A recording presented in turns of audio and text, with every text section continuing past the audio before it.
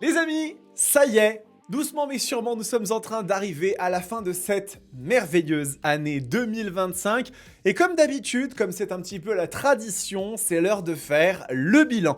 Et je voudrais vous souhaiter à toutes et à tous la bienvenue sur cette très grande scène des Roadsters TV Awards qui va bientôt avoir lieu. Mais avant cela, avant cette grande cérémonie qui va décerner plusieurs prix dans plusieurs catégories, il était logique que nous revenions sur les motos qui m'ont le plus marqué pour cette année 2025. En effet, j'ai eu quand même l'occasion d'en essayer quelques-unes et je voulais partager avec vous mon ressenti purement subjectif, hein, c'est très important de le noter, ça ne concerne que moi, et bien sur ces machines qui m'ont véritablement marqué. Et je voudrais rapidement passer sur cette année 2025 avec une quantité absolument folle de vidéos qui ont été proposées sur la chaîne, avec bien sûr de grands événements comme l'ECMA 2025, de l'actualité et aussi beaucoup d'essais de machines. Et donc nous allons aujourd'hui attribuer comme ça un petit peu le top 10 de toutes ces motos qui ont marqué cette année 2025. Donc dans cette vidéo aujourd'hui,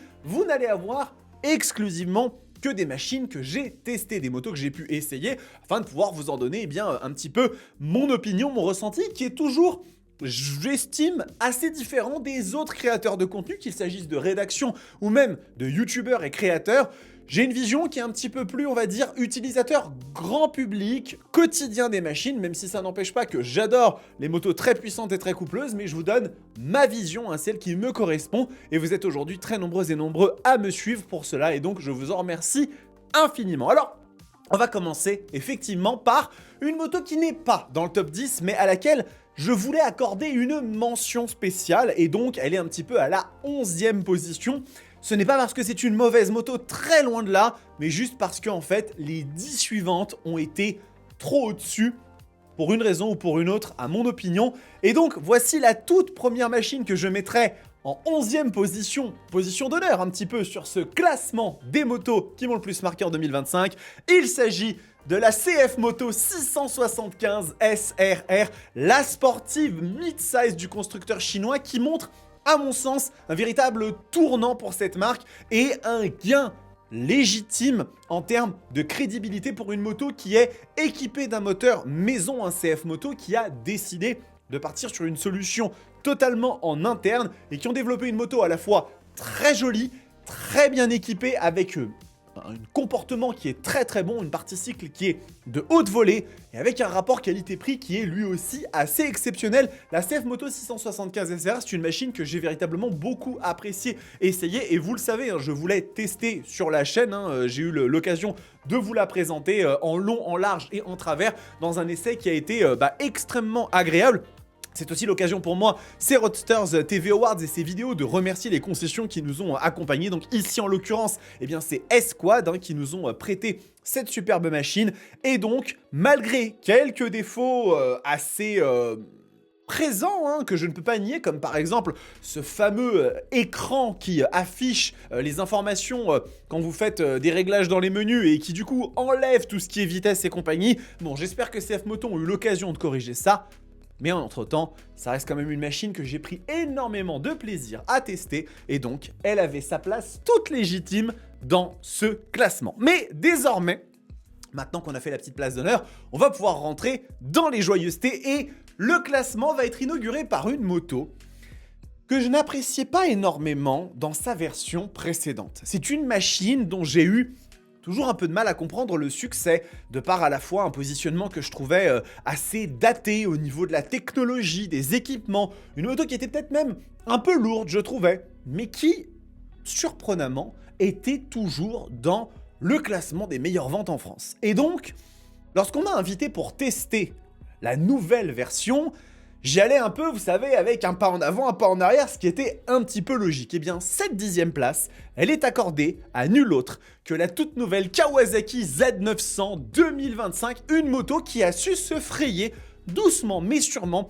un chemin dans mon cœur avec une mise à jour extrêmement intéressante, avec notamment cette nouvelle apparence directement inspirée du style Sugumi des anciennes Z1000 et désormais Z1100, avec une moto qui est très sympathique, un design très sympa et surtout des évolutions notables en ce qui concerne l'équipement de la machine qui est définitivement désormais tout aussi compétitive et concurrente que certaines autres machines de meilleur à loin, on va dire, dans les catégories. Et bien là aujourd'hui, cette nouvelle Z900, elle est définitivement extrêmement bien placé avec notamment ce nouvel écran, ce shifter, ce 4 cylindres en ligne toujours aussi démonstratif à bas régime comme à haut régime, cette sensation d'avoir une grosse moto. Et donc effectivement la Z900 m'a beaucoup plu dans cette nouvelle version et j'avoue que je ne m'y attendais pas du tout, c'était un petit peu la surprise. Ce sera peut-être d'ailleurs une machine qui sera dans la catégorie des surprises des Roadsters TV Awards, puisque je vous l'avoue,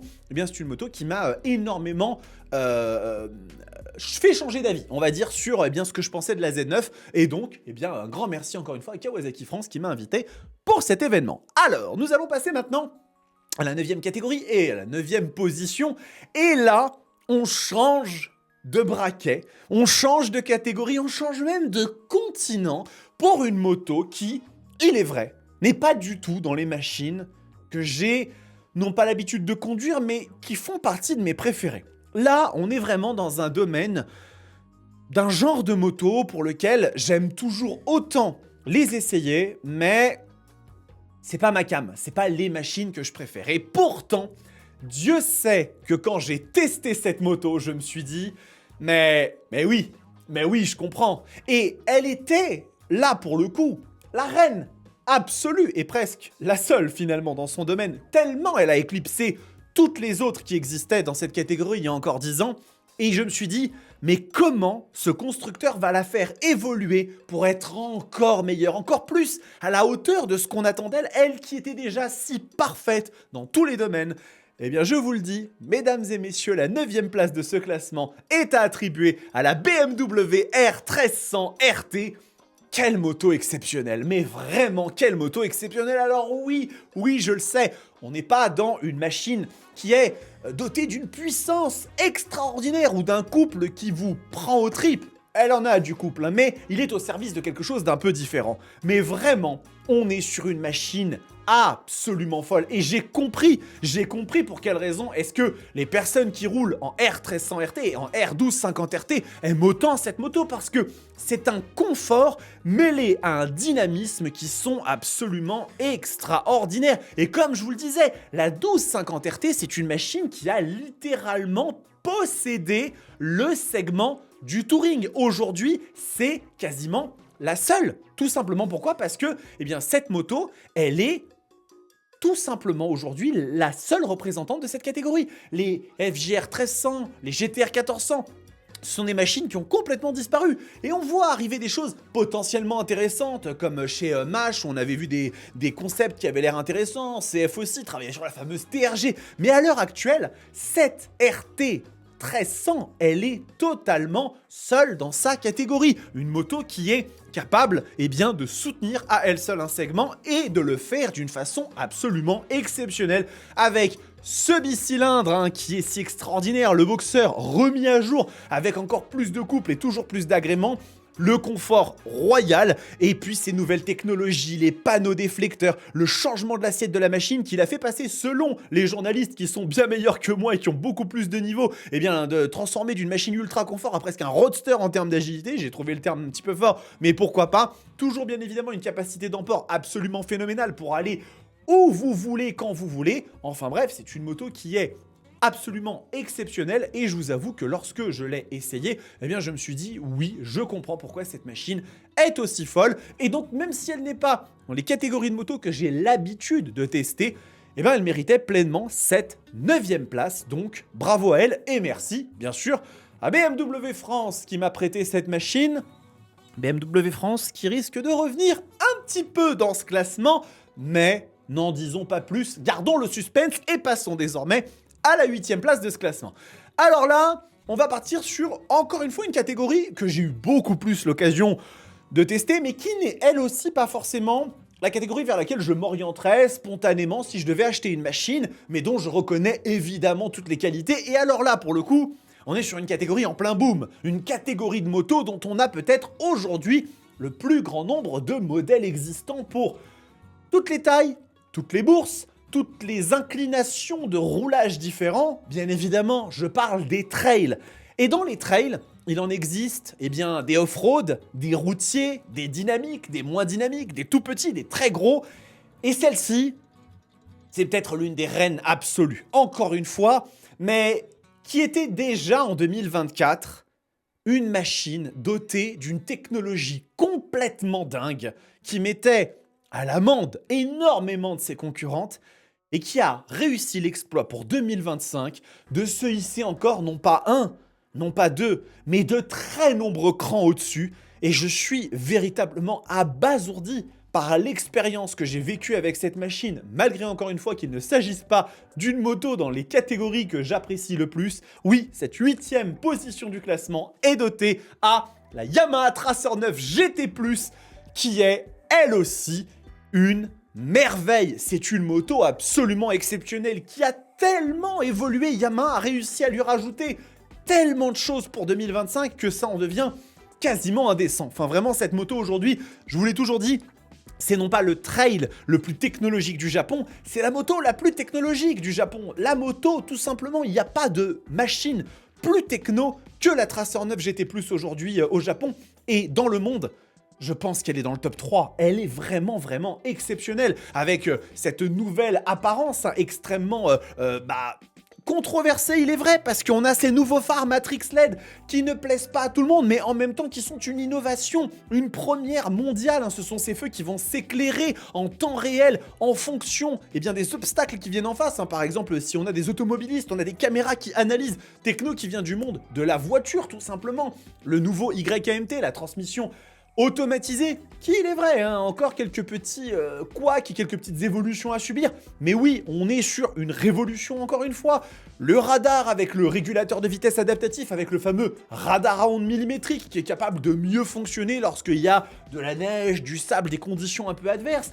Le nouveau tableau de bord, les suspensions électroniques, enfin, cette machine, elle est absolument exceptionnelle. C'est un monstre en technologie, en maniement aussi, puisque on retrouve le moteur CP3 qui est absolument fantastique. C'est 119 chevaux, 93 Nm de couple. On est encore une fois sur une machine ultra polyvalente, très agréable à utiliser.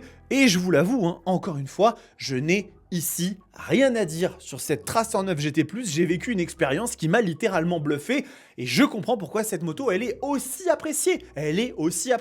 C'est tout simplement parce que c'est une bécane absolument dingue et donc très content d'avoir pu mettre mes mains sur, une fois de plus, puisque j'avais déjà eu l'occasion de tester des Tracer 9, mais de réitérer cette opinion que j'ai, que la Tracer 9, c'est littéralement peut-être la reine absolue des trails routiers dans sa popularité, dans sa polyvalence.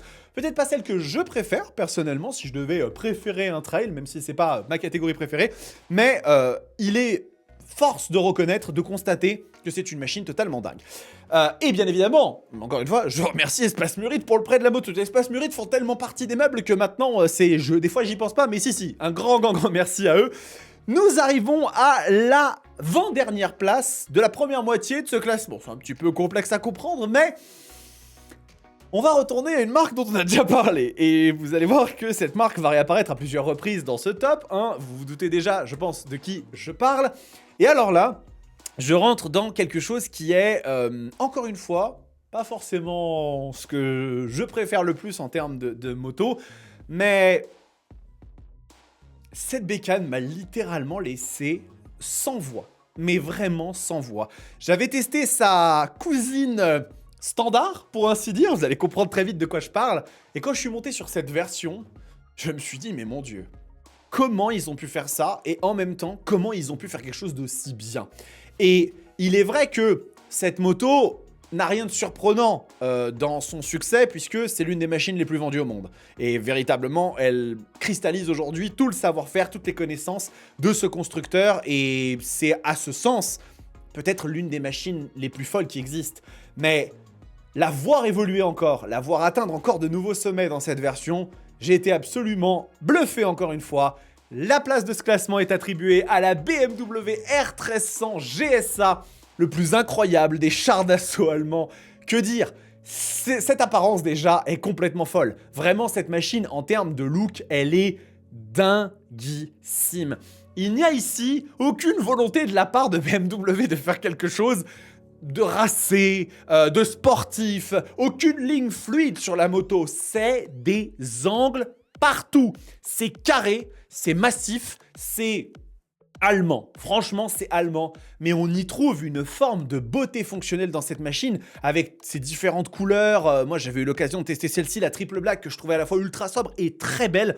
Et on a une identité dans cette moto qui est absolument dingue. Et la volonté de mettre au service de la fonctionnalité une sorte de beauté fonctionnelle, en fait, qui rend cette machine ultra attirante, avec toutes les innovations, bien évidemment, dont elle a pu bénéficier pour 2025, hein, puisqu'on a eu la GS qui est arrivée, et donc cette GSA qui a suivi derrière, et qui est vraiment ultra impressionnante. C'est une machine qui a énormément de choses pour elle. Son moteur boxer, bien évidemment, hein, qui fait plus de 1300 cm3, 145 chevaux, 149 Nm de couple, et qui dans cette moto, attention, envoie extrêmement fort. Là, je vous illustre hein, tous les petits détails qui ont été faits pour que la machine, elle ait absolument tout ce qu'il faut pour pouvoir y caler des valises, pour pouvoir y mettre tout ce que vous voulez. C'est une moto d'aventure, mais tellement carénée et avec une technologie complètement folle elle aussi. Hein, l'écran connectivity, toutes les assistances que BMW a littéralement répandues sur la machine et qui font que, oui, lorsque j'ai testé la GS,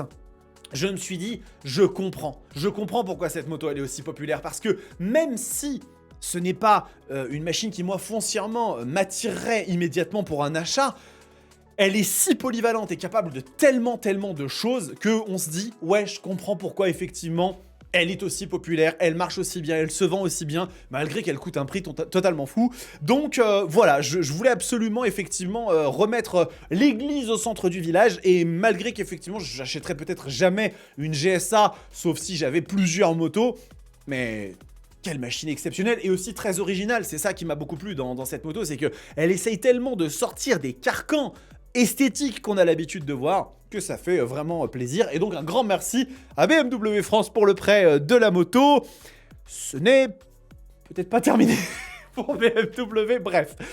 On va arriver à la fin de la première moitié de ce classement. La vidéo s'éternise, mais bon, je prends le temps quand même avec vous les amis, ça me semble assez logique. Et alors là,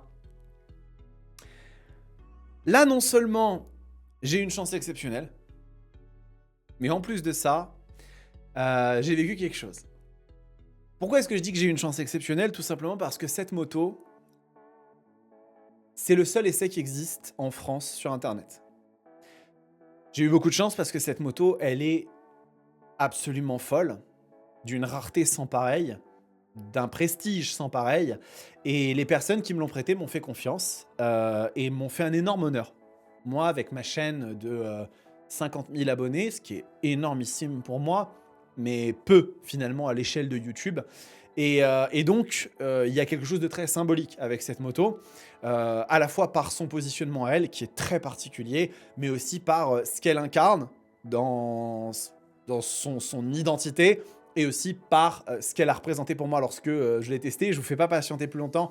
La 6e place de ce classement, les amis, elle est accordée à la Bimota KB4. La Bimota KB4, c'est une moto qui est absolument exceptionnelle, qui a un style très particulier, parce qu'on est sur quelque chose de café racer finalement, donc quelque chose qui ne plaît pas à tout le monde. Et il est vrai, hein, c'est une esthétique qui, moi, je trouve pas que ce soit la plus belle de toutes. Mais que dire sur le soin qui a été apporté à cette moto, sur le fait que l'intégralité de la machine est en fibre de carbone, à tel point que les personnes qui me l'ont prêté, à savoir Kawasaki France, bien sûr que je remercie énormément, en sont venus à m'expliquer que le seul élément qui n'était pas en fibre de carbone, c'était le réceptacle de la batterie, car la fibre de carbone est conductrice d'électricité. Pour vous dire à quel point ils sont allés à me détailler ça, pour montrer à quel point cette moto, elle est vraiment totalement dingue. Et l'essai que j'ai fait de la KB4 m'a déjà fait énormément plaisir, parce que c'est pas tous les jours qu'on a l'opportunité d'essayer quelque chose d'aussi fou, mais surtout, de voir que cette moto, elle incarne le savoir-faire de Bimota, qui sont un constructeur, un préparateur aujourd'hui qui appartient en grande partie à Kawasaki, mais complètement fou. Et à la fois sur la partie esthétique, mais aussi sur les solutions techniques, puisque au-delà de ce moteur de la Ninja 1000 qui du coup sort ses 42 chevaux de façon très convaincante, on a un châssis en platine d'aluminium qui est d'une rigidité mais complètement folle. Au début, quand on commence à conduire cette moto, c'est très particulier, mais quand on s'y habitue, mais c'est d'une incisivité, je sais même pas si on le dit, mais d'une agilité, c'est complètement fou. Et rouler là-dessus, c'est rouler sur une légende de la moto, une marque qui est définitivement complètement folle. Et pour le coup, je vous le répète, hein, peut-être qu'à l'heure actuelle où je vous parle, Kawasaki France a prêté la machine à d'autres essayeurs, d'autres journalistes, mais lorsque moi je l'ai testé, j'étais le seul. J'étais le seul à avoir pu mettre sur Internet, en France tout du moins, et même dans le monde en réalité, une Bimota KB4 à l'essai. Et rien que pour ça, ça méritait totalement de conclure cette première moitié de classement. Et on va désormais rentrer dans le top 5, le Big 5. Et alors là, il n'y a que du délire, pas nécessairement que du missile ultra puissant, mais il n'y a que des machines qui m'ont vraiment fait plaisir. Et les classer était compliqué, mais il a fallu faire un choix quand même. Et faire un choix, c'est renoncer. Et donc pour la 5e place, j'ai choisi une machine. Là pour le coup, c'est un gros missile, mais je ne pouvais pas ne pas l'élire parce qu'elle est dans mon cœur à tout jamais. Il s'agit de la BMW S1000RR 2025, celle qui est encore à mes yeux, encore à mon opinion, le meilleur de ce qui se fait en termes d'hypersportivité pour la route. Et oui, parce que, vous le savez, cette chaîne, elle est faite pour les personnes qui utilisent leur machine sur la route. Oui, bien évidemment que c'est un monstre de piste. Oui, bien sûr que quand vous allez aller sur un circuit, vous allez faire des chronos de l'espace si vous êtes un bon pilote avec. Et peut-être qu'elle perdra une demi-seconde face à une ZX-10R, une CBR 1000RR. Mais moi, c'est pas ce que j'évoque. Moi, ce que j'évoque, c'est une machine qui est ultra performante avec son moteur 4 cylindres en ligne de 212 chevaux et le shift cam qui lui donne ce supplément d'âme à bas régime qui fait vraiment plaisir par rapport à la concurrence et les 4 cylindres en ligne plus traditionnels, mais surtout une moto qui diantre est pensée pour le quotidien et pas juste pour la piste. Et en ça, BMW ont fait encore une fois un sans faute. Tout simplement un sans faute. On est sur une moto qui a un écran ultra lisible, une position de conduite qui n'est pas trop agressive, on a ces chiffres qui sont totalement fous, on a du régulateur de vitesse, de la poignée chauffante, des warnings et une jauge à essence parce que, oui, ça fait rire quand je dis ça, mais vous savez qu'il y a encore aujourd'hui des constructeurs qui ne proposent pas ce genre d'options sur leur moto. Pourquoi? Parce que on est sur des machines qui, soi-disant, n'en ont pas besoin. Et moi, je n'y crois pas. Je n'y crois pas tout simplement parce que les machines hyper sportives, déjà, il y en a moins de 7% qui vont sur piste. Et en plus de ça, ce sont des motos qui sont homologuées et donc utilisables sur la route. Et donc, il faut qu'elles aient quand même ces choses-là. Et là-dessus, la S1000RR 2025 joue parfaitement ce rôle-là. Et là, on était à Nogaro, invité par BMW France pour cet essai incroyable. Donc, bien sûr, un énorme merci à eux, parce que c'était vraiment une expérience extraordinaire d'avoir pu tester cette machine. Et je vous avoue que j'ai vraiment adoré l'expérience et cette S1000RR aujourd'hui, je vous le dis, si je devais acheter une hyper sportive et en avoir qu'une seule dans le garage, peut-être une expérience que je ferai pas trop parce que je vous avoue que les hypersports, ça reste des motos qui sont un peu contraignantes au quotidien. Mais voilà, si je devais en choisir qu'une seule, ce serait celle-là, mais sans. Je me poserais même pas de questions. Ce serait S1000RR ou rien, tellement elle sait prendre soin de son pilote. J'ai vécu un moment extraordinaire à son guidon. Et donc, encore un grand merci à BMW France pour le prêt de la machine. Nous rentrons dans le top 4 et on va rester au même endroit. On va rester en Allemagne. Bah oui, qu'est-ce que vous voulez? BMW. Déjà là, c'est à moins qu'il y ait la même marque qui fasse le 3-4, 3-2-1, ils ont gagné ce classement. BMW, ils ont été présents en 2025 avec des machines totalement folles. 2026, à mon avis, ne va pas déroger à la règle et sans plus tarder, puisque on est littéralement sur la même moto, mais avec un guidon droit, on va passer au top 4 avec ni plus ni moins que la M1000R 2025, une machine exceptionnelle. Alors, pourquoi elle? Pourquoi pas la S1000R 2025? On aurait pu en parler puisque j'ai fait le double test dans ma vidéo quand je suis parti à Nogaro. Tout simplement parce que la M1000R, elle est un peu plus puissante et que surtout elle incarne encore aujourd'hui, malgré son augmentation de prix, un rapport qualité-prix absolument fou avec une moto qui commence ici à 23 500 €. Mais je vous le rappelle, un roadster qui sort 210 chevaux, donc l'un des plus puissants de la planète, le deuxième, hein, derrière la Street Fighter V4S. Mais ô combien je choisis une M1000R devant une Street Fighter V4S, tout du moins les 2025, tous les jours de ma vie, parce que cette moto, elle a un rapport qualité-prix qui est fou. Dites-vous bien que pour une S1000R équipée de tout ce qu'on pourrait avoir sur la M1000R, à savoir les batteries lithium, les packs pro, sport, machin, on se retrouve avec une différence de 800 €. Sauf que cette machine, elle a 40 chevaux de plus, le freinage de la M1000RR, un châssis complètement fou et tout est dedans. Cette moto, elle n'a pas d'option. La seule option que vous pouvez lui mettre, c'est le pack compétition pour avoir le carbone à tous les étages. Mais là, vous rentrez dans quelque chose qui est à la fois esthétique et aussi fonctionnel, mais pour avoir des jantes en carbone. C'est quelque chose quand même d'un petit peu différent. Je sais pas si vous voyez un petit peu l'idée. Sinon, elle n'a pas d'option à rajouter, cette moto. Et c'était vraiment exceptionnel cet essai hein, qu'on a fait. Regarder ce décor qui était totalement dingue. Avec d'un côté la M1000R et de l'autre côté la S1000R. Et vraiment, j'ai adoré la machine. Ce moteur est toujours incroyable, il est dingue, j'ai vraiment kiffé l'essayer. Les deux étaient exceptionnels, les deux motos étaient folles, mais je vous avoue quand même que, ne serait-ce que pour son look, hein, la M1000R en noir, rouge et bleu comme ça, elle est vraiment folle. Le nouveau split face est dingue, j'adore la gueule de la moto, elle est vraiment magnifique. Et donc pour toutes ces raisons, et plus encore, hein, eh bien, elle arrive dans la 4e position de ce classement des machines qui m'ont le plus marqué en 2025. Il est l'heure. Il est l'heure de passer au top 3. Et là, vous vous en doutez, on arrive sur des motos qui m'ont énormément touché. Des machines que j'ai vraiment adoré essayer pour une raison ou pour une autre, vous allez le voir. Je préfère vous dire tout de suite qu'il n'y a que des roadsters dans cette catégorie, mais en même temps, est-ce que c'est évident ou pas? Bon, donc Roadsters TV égale Roadster, ça me paraît bien. Mais par contre, vous le savez, je suis un homme un peu piqué des hyper roadsters. Mais là, on va pas parler d'un hyper roadster.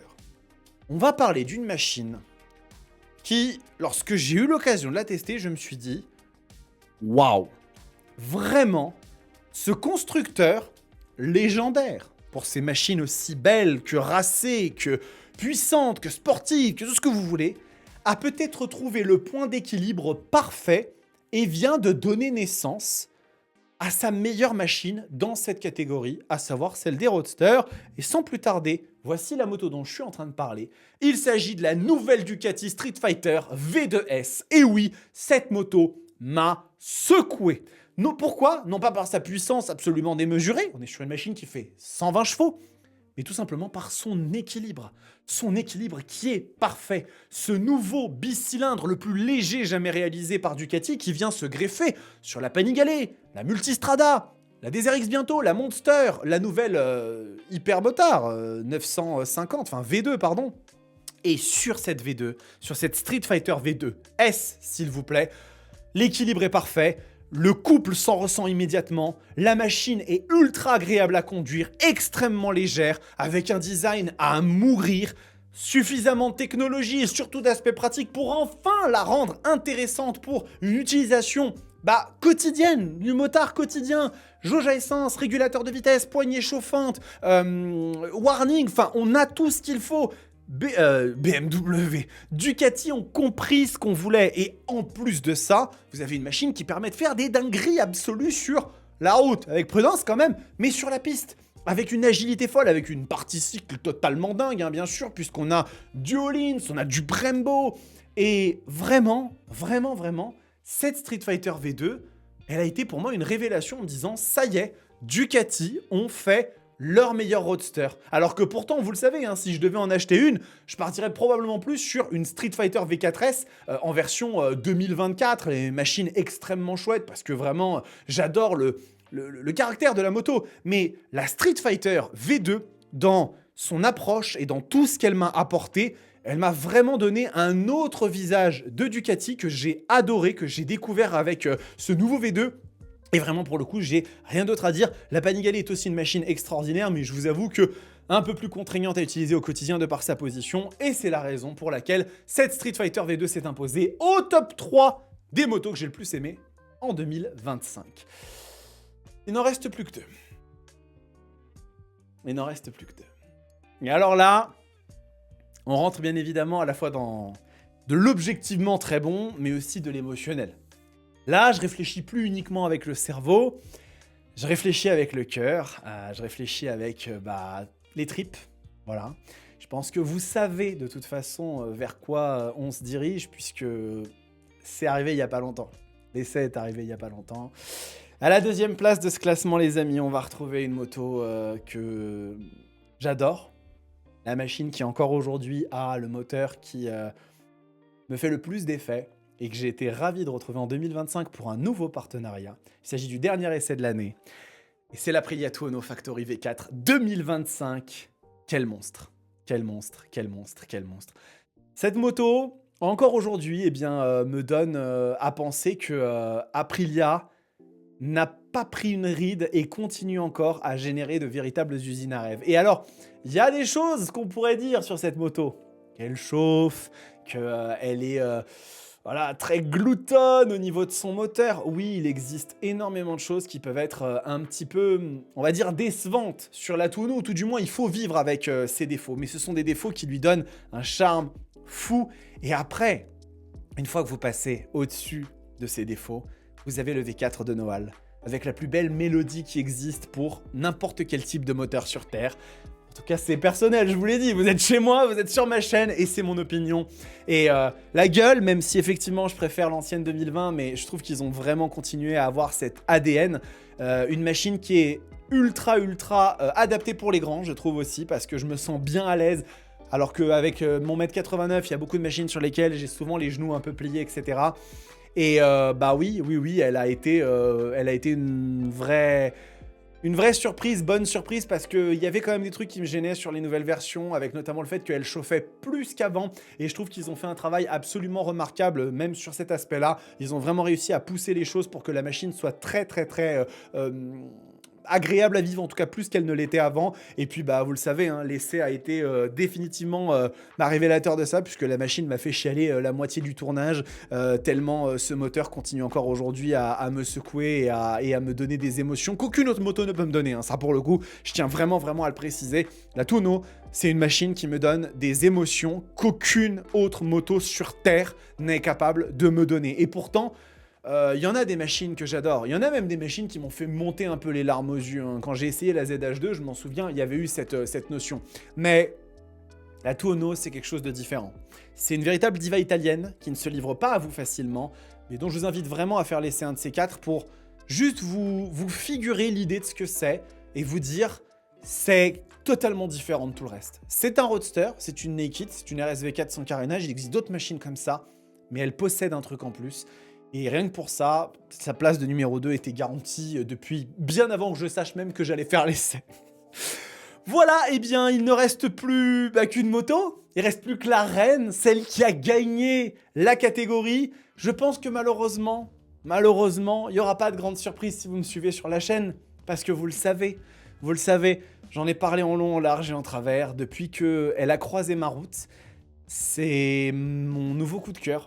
C'est même peut-être ma nouvelle moto favorite. C'est une machine qui, d'ailleurs, je ne fais pas de l'anticonformisme par principe, qui n'a pas été tellement apprécié que ça par les autres journalistes ou même essayeurs. Mais moi, elle a réussi à trouver un compromis, une espèce de symbiose parfaite de plein de choses. Et c'est une machine qui n'est pas si puissante que ça.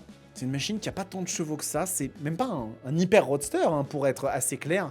Mais pourtant, elle a été comme une évidence pour moi, une véritable révélation. Le top 1 du classement de mes motos préférées en 2025 est décerné à ni plus ni moins que la BMW R1300R. Oui, vous le savez, il n'y a absolument aucun suspense. C'est une moto qui m'a transfiguré. J'ai été totalement bluffé parce que cette machine m'a fait ressentir, déjà de par ce look, regardez-moi cette machine.